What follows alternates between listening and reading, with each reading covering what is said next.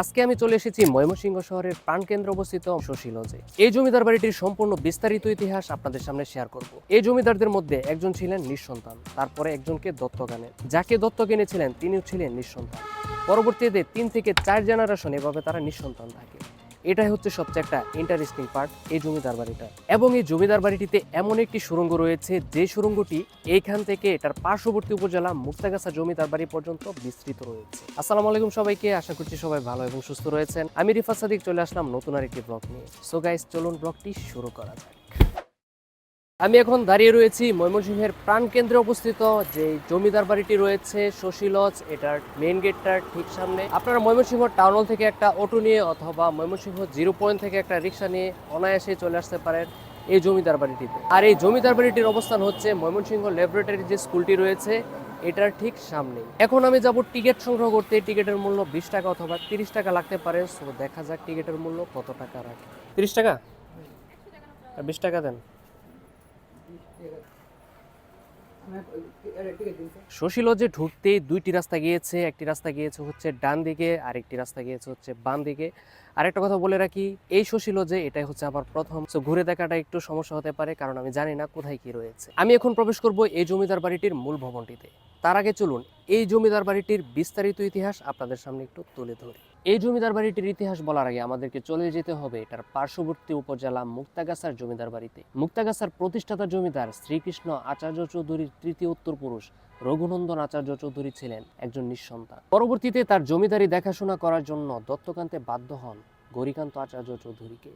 গৌরীকান্ত আচার্য চৌধুরী বড় হতে থাকেন, কিন্তু নিয়তির কি খেলা, এই গৌরীকান্ত আচার্য চৌধুরীও ছিলেন একজন নিঃসন্তান। তারপরে এই গৌরীকান্ত দত্তক আনেন কাশীকান্তকে এবং কাশীকান্ত দত্তক আনেন চন্দ্রকান্তকে, এবং চন্দ্রকান্তের পরবর্তী পুরুষ ছিলেন সূর্যকান্ত আচার্য চৌধুরী।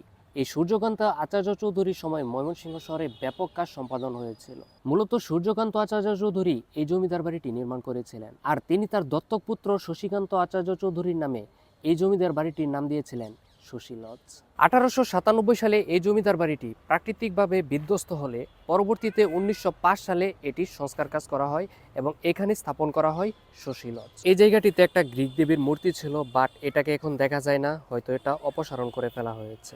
আমি এখন চলে যাব এই মূল ভবনটাতে এবং এই মূল ভবনটাতে কি কি রয়েছে তা আপনাদেরকে দেখানোর চেষ্টা করব। এই মূল ভবনটিতে প্রবেশ করার সময় একটা দরজা পড়বে। দরজাটি দেখে বোঝা যাচ্ছে দরজাটি অনেক পুরনো। তারপর বাম পাশে তাকালাম, বাম পাশে তাকিয়ে দেখলাম এখানে একটা যাওয়ার রাস্তা রয়েছে। তারপর চলে গেলাম এই বড় রুমটাতে। বড় রুমটাতে অনেক কিছু কিন্তু দেখার রয়েছে, আপনারা দেখতে থাকেন। এইখানে রয়েছে অনেক বড় একটা ডাইনিং টেবিল, তারা এখানে বসে হয়তো খাওয়া দাওয়া করতো এবং মিটিং করতো। আর এটার কাঠগুলো অনেক শক্তিশালী। এই পাশে রয়েছে একটি বিছানা, আর এই দিকে রয়েছে একটা চেয়ারের মতো। এই চেয়ারটা আমার অনেক ভালো লেগেছে। আর এখানে রয়েছে একটা কলের গাছ। তবে এখানের কর্তৃপক্ষ একটা ভাইয়ের সাথে খুবই খারাপ আচরণ করেছে, যা আমরা মোটেও আশা করিনি।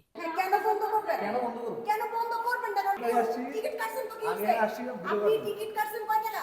আমি এখন রয়েছি এই জমিদার বাড়িটির পুকুর ঘাটটিতে। এই পুকুর ঘাটটি দেখতে কিন্তু অনেক সুন্দর, আর এখানে এসে অনেকে বসে থাকে। আগেকার দিনে জমিদাররা এই পুকুর ঘাটটি ইউজ করত এবং তাদের যে আরো লোকজন ছিল তারাও কিন্তু এই পুকুরটি ইউজ করত। এই পুকুর ঘাটটির ঠিক পিছনে আপনারা দেখতে পাচ্ছেন একটি বিল্ডিং রয়েছে। এই বিল্ডিংটিতে সম্ভবত জমিদাররা কাপড় চোপড় পাল্টাতো, এখান থেকে গোসল করতো, তারপর ওইখানে চলে যেত কাপড় পাল্টানোর ক্ষেত্রে। আপনাদেরকে যে সুড়ঙ্গটার কথা বলছিলাম, এই যে এটা হচ্ছে সেই সুড়ঙ্গটা। এই সুড়ঙ্গটা আমাদের যে পার্শ্ববর্তী উপজেলা রয়েছে মুক্তাগাছা জমিদার বাড়ি, এই মুক্তাগাছা জমিদার বাড়ির সাথে কিন্তু এই সুড়ঙ্গটা কানেক্টেড। তাহলে বুঝেন এই সুড়ঙ্গটা কত দূর গিয়েছে। এই সুড়ঙ্গগুলো কিন্তু জমিদাররা আগেকার দিনে তাদের পথ হিসেবে ব্যবহার করত, তো এখন এগুলো পুরাই বন্ধ রয়েছে, এখন এগুলো ব্যবহার হয় না। দেখতে দেখতে ব্লগটির একবারে শেষ পর্যায়ে চলে এসেছি। ব্লগটি যদি ভালো লেগে থাকে তাহলে অবশ্যই লাইক, কমেন্ট, শেয়ার এবং সাবস্ক্রাইব করে পাশে থাকবেন। তবে এখানে আসার পর কর্তৃপক্ষের আচরণে অনেক ব্যথিত হয়েছি। ব্লগটি আর কন্টিনিউ করবো না, ব্লগটি শেষ করে দেব। এরকম আরও নিত্য নতুন ব্লগ পেতে অবশ্যই আমার চ্যানেলের সাথে থাকবেন। সবাই ভালো থাকবেন, সুস্থ থাকবেন। আল্লাহ হাফেজ।